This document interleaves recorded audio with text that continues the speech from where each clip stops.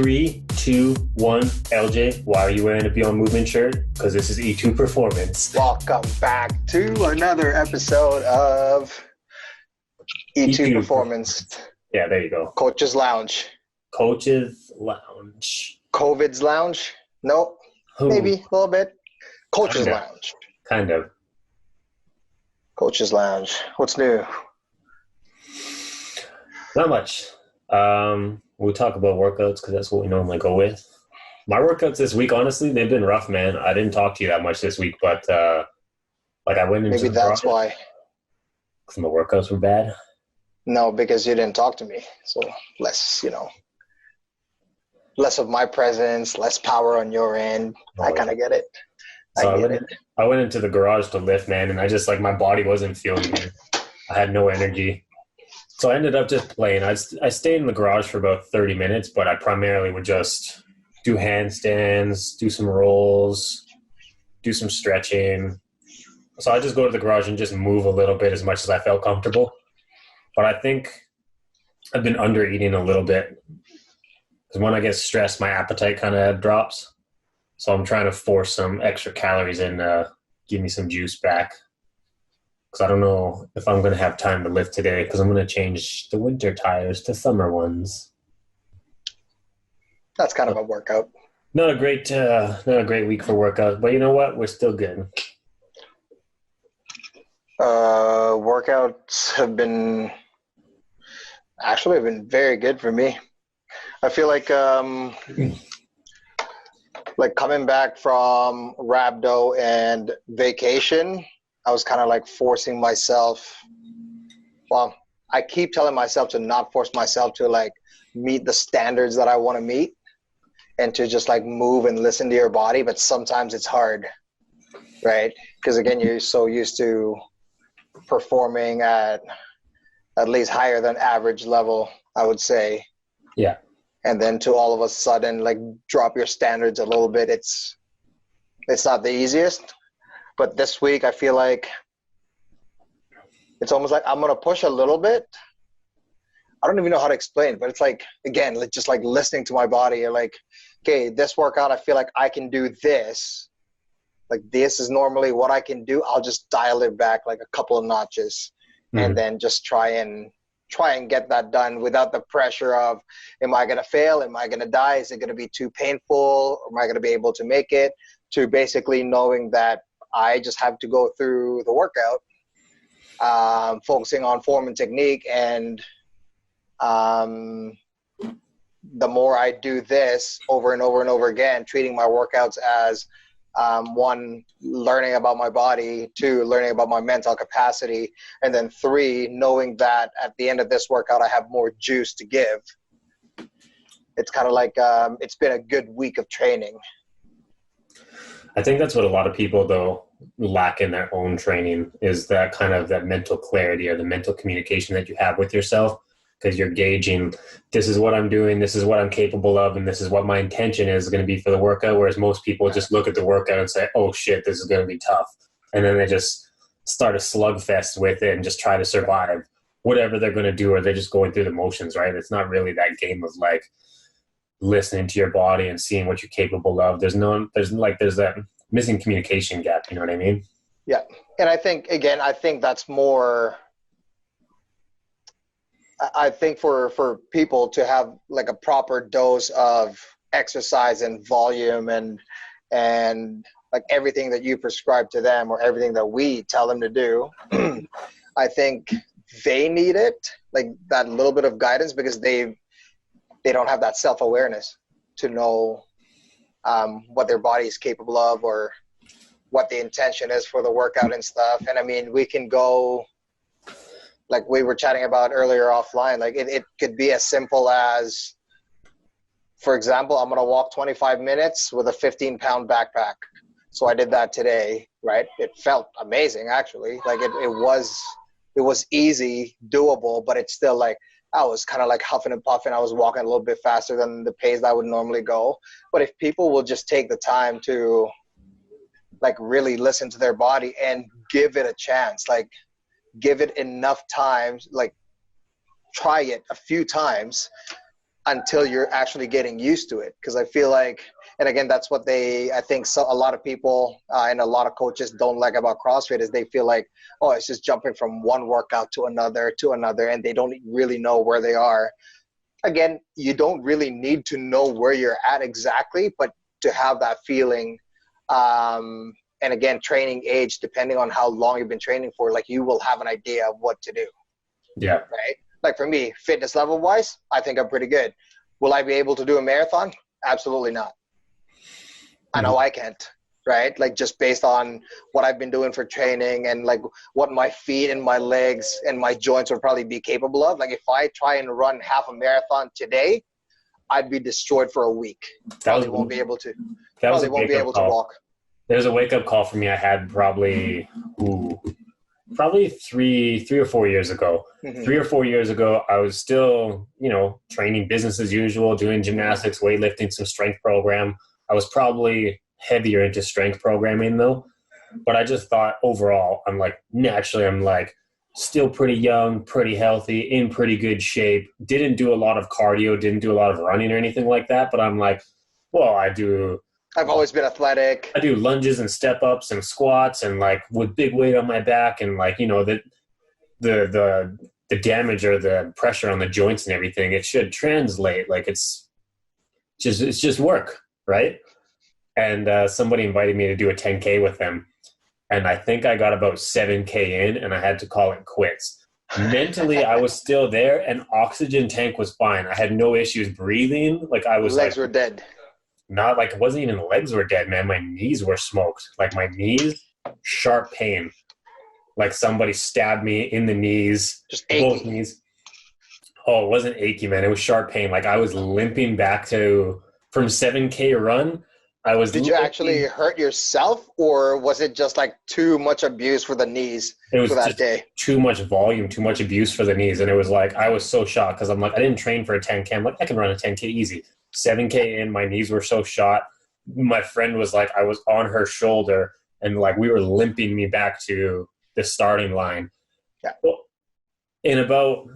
I was able to walk about maybe an hour later after just kind of recovering and stuff. Mm-hmm. But I've only experienced that kind of pain one other time. And then the next day as well, I couldn't walk down the steps. I had to walk down backwards because it's a different load. Yeah, of course. So going down the steps backwards, no pain. Trying to go down the steps, not happening at all. And then same thing for going up the stairs. I was crawling up the stairs rather than just being able to walk because my knees were in so much pain just because I didn't really train for that. After that second day, I was fully recovered, no problems. Mm-hmm. The only other time I experienced that was I did a hike that was about 12 hours. And going up the mountain, no problem. Gas tank was strong. Everything felt great. I was running up parts of the mountain. Halfway down is harder on the knees. Halfway down, I was limping. One of my buddies, again, I was over his shoulder. My knees were in so much pain. Yeah. So I should probably do some more volume training in regards of running and stuff and kind of build up that capacity. Because if somebody asked me to do a 10K right now, I would say no. And if somebody asked me to go for an all-day hike, I would probably say no. Well, I would opt in for a beginner or in like a intermediate hike. If anybody's like, let's do a hard hike, I'm like, not ready. Yeah. It was actually, I went for a run last Sunday. It was only like not even 4 kilometers, I think. So just from my house to the gym or to like the bridge just close to the gym and back to the house. It was like 3.7 kilometers. But I was like, and again, it was just like me testing myself for like, okay, I'm going to do an easy run in the beginning.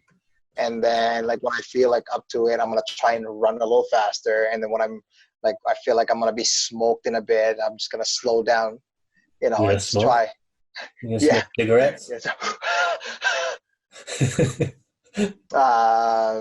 And man, it was challenging. It was super challenging.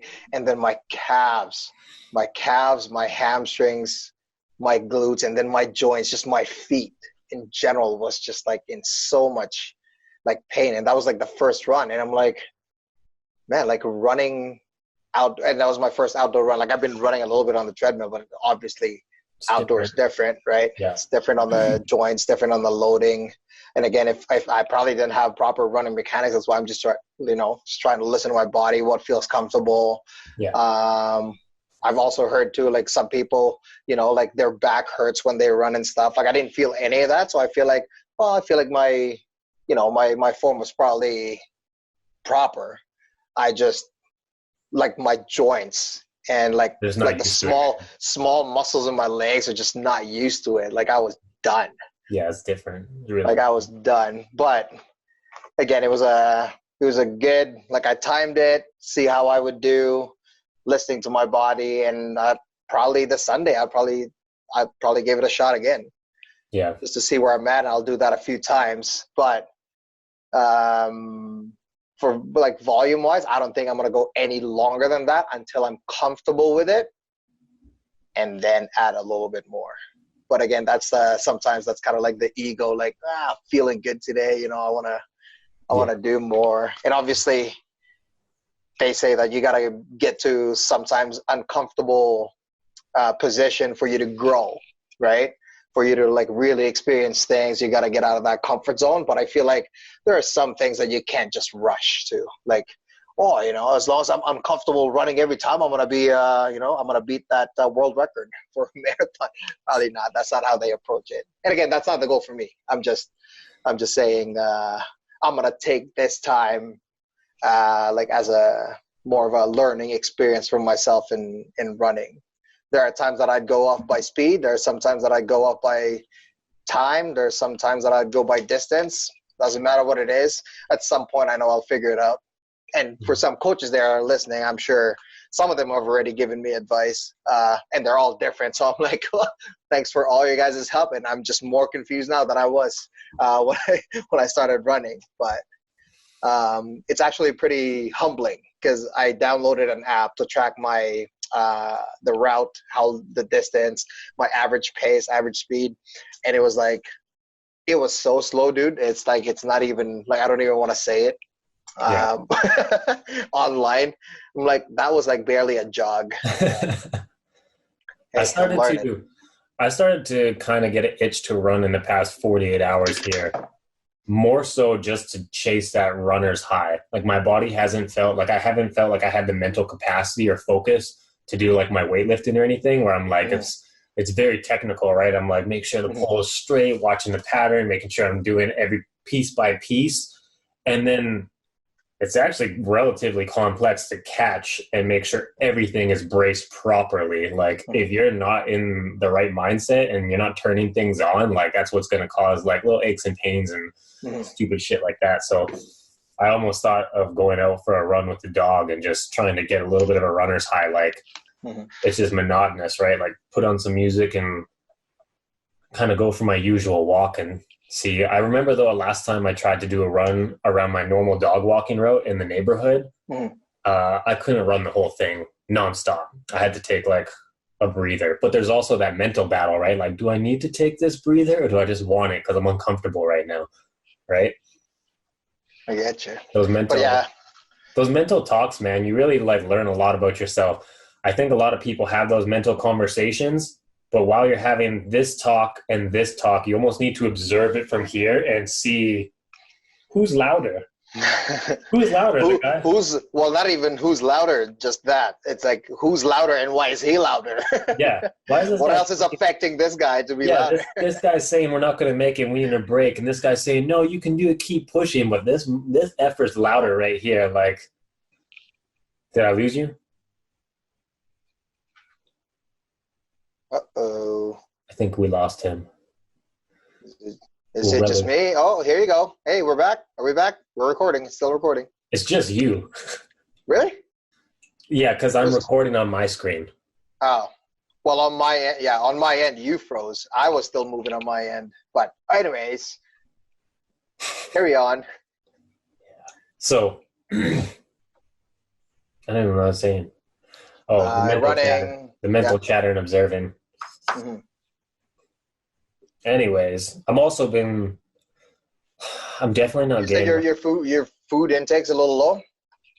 Yeah, the food intake is low, and I think that's partial to the reason that I don't have meal preps right now. Mhm. I haven't been meal prepping, so food intake is lower because I have to cook whatever I'm making, or Diane cooks it. And it's nice to have that home cooked food, but I'm definitely eating lower. You know, some people might agree with this or some people won't, but I was looking at it like, do you drink milk at all? It's got some crazy, like, it's got a lot of energy in it just as far as macronutrients go. Like, one glass of milk is like 5 grams protein, like 12 grams of carbs, and 9 grams of protein. Like, if you smash 2 glasses of protein, that'll keep you going to get For a some while. work done. Yeah. And then I think about that because my dad crushes milk. Like, if he's doing yard work or whatever and he comes in the house and he's hungry, he'll just pour like a massive glass of milk, smash the whole thing, and then go back to work, just because like those fats and carbs and everything just kind of just enough to keep the ball rolling. You know what I mean? I've never, like, milk goes through me. So Oh, yeah. that's something that I've never really looked into, something that I've never even considered having. I like the taste. I used to drink it. It never used to bother me. And then at some point it just started doing it. Just, you know, like I it was started looking at bothering me. the nutrients on, or I was looking at the macros this morning just because I knew that we were under eating for breakfast. I was like, damn, we're not eating enough breakfast. Like, there's not enough food here. And I grabbed milk and I looked at it. I was like, damn, like this, it almost topped me off, you know, in a kind of just in a pinch, just kind of top it off. Obviously, it's processed different and real food is better, but in a pinch, it worked pretty slick. Yeah.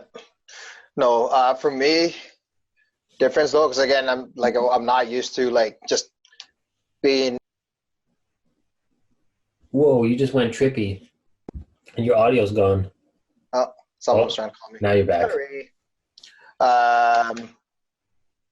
Yeah, as I was saying, like I'm not used to doing work just in front of a computer all the time, and I feel like I'm less active now. Even though my workouts are still good, I still feel like I'm less active now than what I was when everything was normal. Yeah. And I feel better. Like it's only been like a few days of this week. Just this past week, sometimes I would only eat 3, sometimes even just 2 meals. They're big meals, but sometimes it's just 2 meals. And I don't know, I feel energized. I feel good. Yeah. I think the quality of food is still pretty good. That's why. And I think it's still enough, but it's not even like, you know, how some people would say, and I think you fall in that category too. Like you like eating like constantly.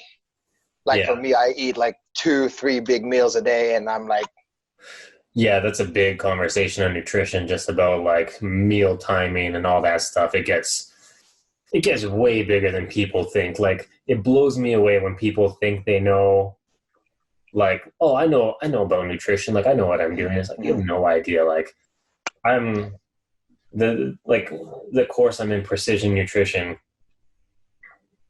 It's a relatively crash course on nutrition, and it still goes into some super complex principles where, like, oh man, I can't even remember. I can't think of the. Oh God. Oh, there's like like vitamins and minerals. Like, it's like, oh yeah, like vitamin D. We think vitamin D is just vitamin D per se, but it actually is a breakdown of 27 different things that create vitamin D. Did I lose you again? You made a really weird face. Okay, there you are. Here you go. Did you hear me? Vitamins and minerals. That's it. Yeah. So vitamins and minerals, for anybody who's smarter in nutrition than me, don't take this out of context. Like, take it with a grain of salt, because this is not a proper example, but like per se, take a vitamin or a mineral like vitamin D. We think that it's vitamin D, but it's actually like 26 different small things all combined into vitamin D, and we just call it that to make it easier on us, like on ourselves, right? So it just gets like really, really complex, and like it's basically a crash course. I would say I wouldn't know much about food, but I don't know. I like home cooked meals. I don't eat out a lot. I know most of the things that goes in my food and goes in my body. The easiest way to put this like course that I'm in for anybody that wants quick nutrition counseling, like that, the answer is just to eat whole foods that are not processed. And if it's processed, like how do you know if it's processed? If it comes in a box or a bag or a can, it's probably processed in some way. Another thing that I heard, and it's mostly true, obviously, like if your food has ingredients, it's not really food kind of thing, you know, like yeah, like broccoli doesn't have an ingredient. It's broccoli. It's just broccoli. Yeah. Yeah. Yeah. So if there's like an ingredient list like on your food, it's processed in some way, shape, or form. It's like bread is processed, right? Yeah. So it's like eating real whole foods, using fruits, vegetables, and basically meats, right? Yeah. And that's your whole foods diet. Yep. I'm not, and I guess this, I'm speaking for both of us here. We're not claiming that we don't eat processed food. Like I do, right? Like I do, I consume it, but again, majority of the food that we eat is whole food, and you know, Eljay, it's something that we, Ben except and for Jerry's ice cream. processed. Ben and Jerry's. Hey, I haven't had Ben and Jerry's in like 2 weeks. Actually, more than that. I've had other types of ice cream, but you know, something that I really enjoy. Diane's been doing this for us. I actually wish if we don't have this service anymore, I want to find it in a different location or a different source. What it is Diane pays $32 to her workplace, and they're giving her a huge box of a variety of vegetables. Like some of these vegetables, I haven't eaten them before. I didn't even know they existed. But the fact that cooking it for you. Yeah, it's the difference of, I think we talked about like increasing your vegetable intake. A lot of people are trying to like get more veggies in their diet. When you go to the grocery store and you don't know how to cook all of them, you're going to grab what you're comfortable with. Mm-hmm. Oh, I know how to cook broccoli, right? Or I know how to cook spinach. Because we just pay this $30 and get this big box of vegetables, we like Diane has to like Google how to cook it and be like, oh, what's the best way? What's a recipe for this vegetables, or how do I cook these veggies? And we've been having more vegetables in our diet just because we get this huge box full of vegetables. And it's crazy about like variety. Like you will hear it from some people that, you know, variety is good for you. And then some people will say, well, consistency is also good for you. So it's like, stick to your vegetables or stick to your fruits that you normally eat, and you'll get more out of it. And then other people will have just a variety of everything. But to me, that almost goes hand in hand with like how complex and also simple training is and nutrition is. Like it could be as complex as you want it, and it could be as simple as you want it. And again, some people, depending on their view and depending on the mindset, some thrive on both. Yeah, and it's different strokes for different folks, right? Like different approaches are going to work better for different people. Yeah. At the end of the day, whether it's variety or consistency, as long as you're consuming something green, green, something that works. Does that count? Hey, I had my greens for the day. It's like something green or something that's not processed. You're typically winning. Yeah, and I think it's important. I guess I can't talk to it that much. I'm not a nutritionist, but I know I read in a book before that why is even green important? Why is the color green important? And then it's almost like when you're trying to make your plate. Oh, you froze again. Oh no, you froze, not me. Bro. It's you, not me. Anyways, there's a, and again, I might be destroying this conversation based on this, but like you have to prepare your plate and make it colorful, because every color kind of like represents the different like sources of vitamins and minerals, and then like the level of acidity and being alkaline, stuff like that. That's why greens are important. I believe those are the most, especially the darker ones. I think they're the most. Yeah, that's pretty much in precision nutrition as well. Like assuming the variety of different colors, because different colors means different vitamins and minerals and nutrients and stuff like that. Darker is a little bit like more dense, whereas something, let's say like spinach holds more than lettuce. Lettuce is just more water per se. A little bit more water, yeah.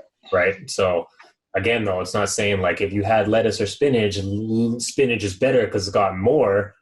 depends what you need, right? Maybe you're more dehydrated and you need that lettuce and you need that little extra water intake. Yeah. And again, it's never one size fits all. That goes for training, that goes for food. But obviously there's an obvious line between right and wrong, or like proper food and, you know, garbage food. So I think that one line and making that choice is just important for people. There's so much to the body that people don't even really even bother to think about in their day-to-day, right? Like if you're a computer programmer or you're a financial analyst working downtown, you're not going to think about how the body works. That's what we like to do. Mm-hmm. And it's like, when you're actually thirsty, like that's like a hormonal response of your brain and like your stomach being like, oh damn, like we're getting a little bit dehydrated, you need to drink some water. And like when like being hungry is a hormonal response. What you crave is a hormonal response, right? And it's like how you've trained those hormonal responses over the past 30 years of your lifetime dictates who you are and what you are and kind of roughly what your metabolism is right now. It's not just you were born with this metabolism, thanks mom and dad, but you're screwed for the rest of your life. It's also the habits that you build and how you actually build yourself up. Like it's a combination and it's really complex. That's another misleading thing. I was talking to a client about social media. She wanted to turn off her social media, but I told her to keep listening to us. So at least E2 Performance. Ooh. Yeah, turn it all off. Just listen to us. And maybe a few more ones that I can recommend. But we were talking. Oh, now I lost my train of thought. Your client's going to cut social media, and you told her it's how she uses it, rather than. No, that wasn't the point. I lost it. Whatever. Hey, shout out to my client. I was going to talk about you and throw you under the bus, but actually, no. I was out. I can't remember. Anyways, hey, it happens. All right, this is probably getting to be long enough. We talked about training, nutrition. I haven't been sleeping good. Really? Still? I think it's the stress of work that kind of makes my sleep messed up. But again, that's something that I'm just trying to battle with the other things that are within my control. So. Yeah. Is it just you find your brain's twirling at night? Yeah. And sometimes I would wake up and I would be thinking about work stuff. So. Sweet. That's it. Sweet. I think there's a lot of people in that boat, though. A lot of people with the COVID situation, it changed a lot of people's work in general, right? So, work or lack thereof. Yeah. Yeah. So there's like some people probably stressed about money, right? Well, where's the money coming from? Well, this money is not enough to for us to survive. Blah blah blah. That might mess up their sleep. I have access. So the meditation app that I was using that we discussed previously, I have a 1-month trial to it if you want it. It's 10 minutes a day. It's actually weird, man. I think you should try it just for the hell of it. I'll do my 30-day vlog about it. You could. I just put my camera there and then 10 minutes just quiet. They can just watch me. So the whole idea behind it, I already discussed it in this video. It's about mindfulness. And that's like when we said when you're running and you have this guy saying like, stop, you need a break. And this guy saying that, mm-hmm. When you pull yourself out and actually observe those two conversations, that's what the meditation is about. So when you're thinking about all these, like if you're thinking about all these stressors, rather than you thinking about the stressors, you pull yourself back and observe the stressors, and they're easier to almost let go. Did you get cut out? This guy needs better internet. Hello? You need a better internet. My internet's definitely better than yours, bro. Don't get in a measuring competition of internet against me. Let's do a test of Mbps, or what's that stand for? Megabytes per second. Wow. How much of that conversation did you catch? You just did this and you did this. Meditation is this, and you kind of you observe it. So the idea is if you do it before bed, it gets easier the more you do it to pull yourself away, observe those thoughts rather than be within them and let them stir. You can observe them and they're easier to almost let go and more so like live in the moment so you can actually sleep rather than be like, what about this? What about this? Oh, this is spinning here. So it's less of like, I guess it's actually just like a quiet time to like figure stuff out. It's looking at it from like a big picture kind of thing. And I've done it for probably 12 days now consecutively, and I've actually noticed some weird things that I can do while I'm meditating in regards to my ability to actually let those thoughts go and stuff. It's like rather than driving the car uncontrollably, you pull yourself out and you just grab the car and just stop it. Interesting. That's a weird way to put it. You know who would be good to talk about this stuff? Shout out to one of our members, Sheldon. Oh yeah, he would love this. Oh yeah, he would love to have that. Anyways, I think that's long. I don't know how long. About 30 minutes. You don't shut up. We were shooting for like, hey, we got to make it a little shorter, you know, shorter, so people can listen to it. We'll make it a little shorter, you know. Perfect. Okay, do the YouTube stuff. Go.